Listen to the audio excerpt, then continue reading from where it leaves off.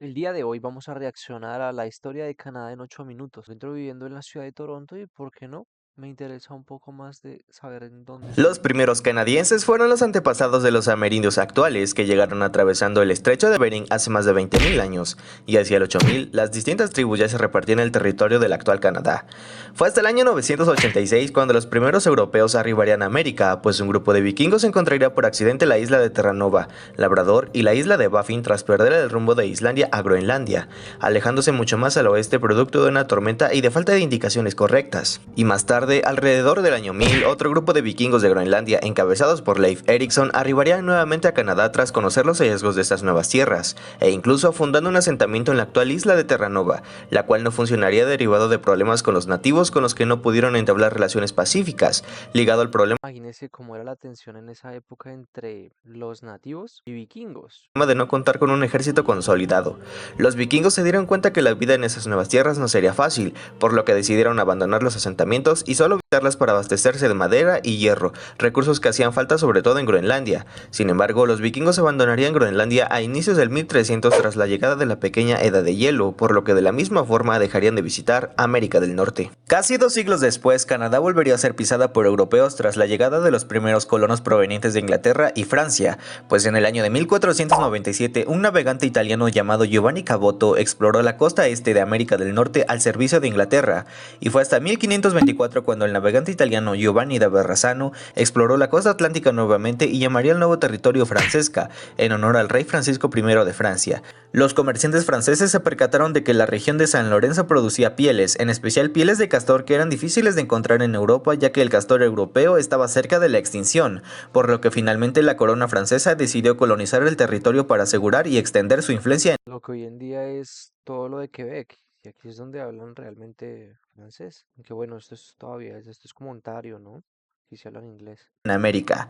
Estos vastos territorios pasarían a ser conocidos como Acadia y Canadá, pertenecientes a la Nueva Francia, e incluso anexionando una parte de la isla de Terranova, pues la mayor parte de esta isla pertenecía a Inglaterra, destacando que hubo varios intentos de asentamientos en estos territorios nuevos, pero siempre terminando rotundos fracasos, pues en 1598 se estableció un puesto comercial en la isla de Sable cerca de la Papi, es que vivir aquí no es fácil. costa de Acadia, pero no tuvo éxito. En 1600 se estableció otro puesto en Tadoussac, actual provincia de Quebec, pero solo 5 colonos sobrevivieron el crudo invierno. Sin embargo, Inglaterra, alegando la primera exploración canadiense por Giovanni Caboto al servicio inglés, reclamó varias posesiones francesas en Canadá, hasta el punto que Inglaterra concedería la región de Acadia para los escoceses en 1621, Mm, región que cambiaría de mano varias veces pues allá está Nueva Escocia. durante los enfrentamientos anglo-franceses por la supremacía de América del Norte. Para 1642, Francia fundaría Montreal, pero junto con Tadoussac, que cambiaría de nombre a Quebec, en 1608 prosperarían lentamente, Lo que hoy en día es Quebec City. debido a que a las minorías religiosas no se les permitía establecerse, pues Nueva Francia era solamente católica. De esta manera, la Nueva Francia quedaría constituida por 5 colonias importantes en América del Norte: Canadá, la Bahía de Hudson, Acadia, Terranova y Luisiana, esta última en lo que hoy es Estados Unidos, y de lo que hablaremos en otro video.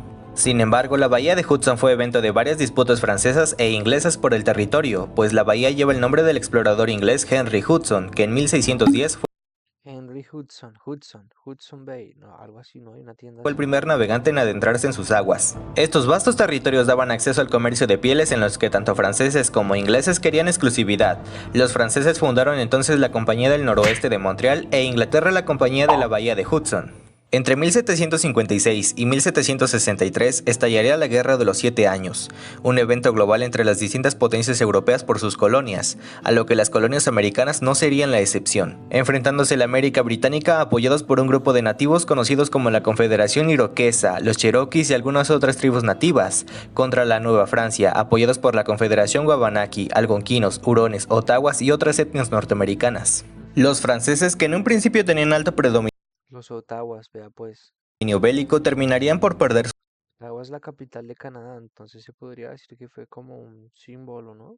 fue más bien simbólico. Sus territorios a falta de tropas francesas tras el bloqueo de la Marina Real Británica en el Atlántico, impidiendo el paso de suministros y soldados para la Nueva Francia, lo que terminaría en la eventual derrota francesa a manos de Gran Bretaña en 1760 tras la caída de Montreal. Con esto los británicos ocuparían en su totalidad la Nueva Francia, por lo que en 1763 se firmaría el Tratado de París, haciendo que Francia abandone sus posesiones en América del Norte, exceptuando las islas de San Pedro y Miquelón, conservando derechos de pesca en las proximidades de Terranova.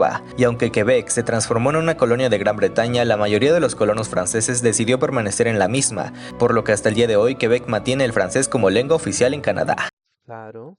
Ya en el gobierno británico, la población de Canadá crecería rápidamente. Sin embargo, tras el final de la Guerra de los 7 años, Gran Bretaña quedaría muy endeudada tras la victoria misma, por lo que decide subir los impuestos en todas sus colonias, afectando principalmente a las colonias inglesas de Norteamérica, factor que sumado a otros posteriormente desencadenó la Guerra de Independencia de las 13 colonias que posteriormente se convertirían en los Estados Unidos de América. Al fin de la guerra, miles de leales a la corona británica se refugiaron en Canadá, principalmente en Nueva Escocia, lo que obligaría a crear la colonia de Nuevo Brunswick en 1784 para acomodar a cerca de 50,000 refugiados. Michigan, que entonces era O sea, que habían refugiados de Estados Unidos en Canadá. territorio canadiense desde el inicio. Tras el conflicto bélico, gran parte del territorio apoyó la lucha por la independencia, por lo que al término de esta pasó a ser controlada por los recién formados Estados Unidos.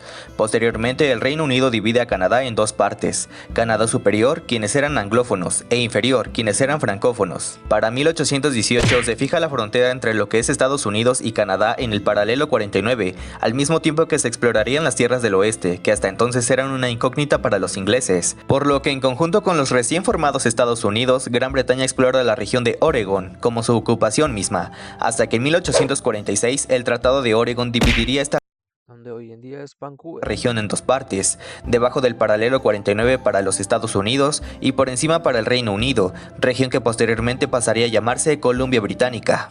Después de que el Acta de la Norteamérica Británica en 1867 fue aprobada por el Parlamento británico, las dos Canadás cambiarían de nombre y se convertirían en provincias, la provincia de Ontario y la provincia de Quebec, al mismo tiempo en que se crea la Confederación Canadiense, uniéndose a ella Nuevo Brunswick y Nueva Escocia, aunque esta confederación ya con autonomía propia siguió leal a la corona británica. En 1870 la Compañía Británica de la Bahía de Hudson transfiere sus territorios De la bahía de Hudson. a la Confederación y creándose así los territorios del noroeste, mismo año en que entra en vigor la ley Manitoba, dividiendo estos territorios para crear la provincia de Manitoba. Un año después, las colonias británicas del oeste pasarían a unirse a la Confederación, por lo que esta es la entrada de la Columbia Británica como la sexta provincia canadiense.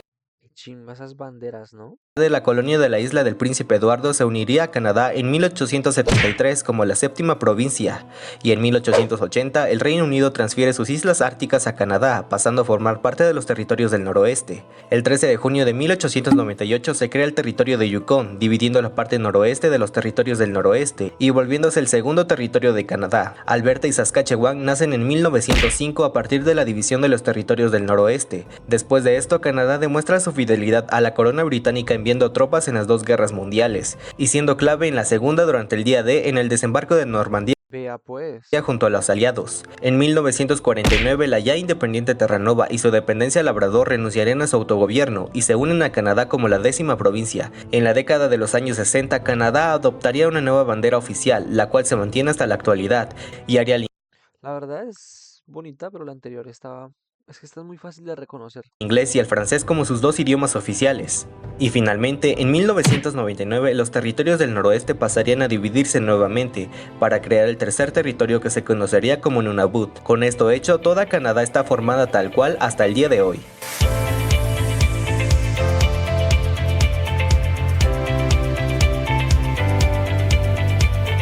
Suscríbete para más videos como estos.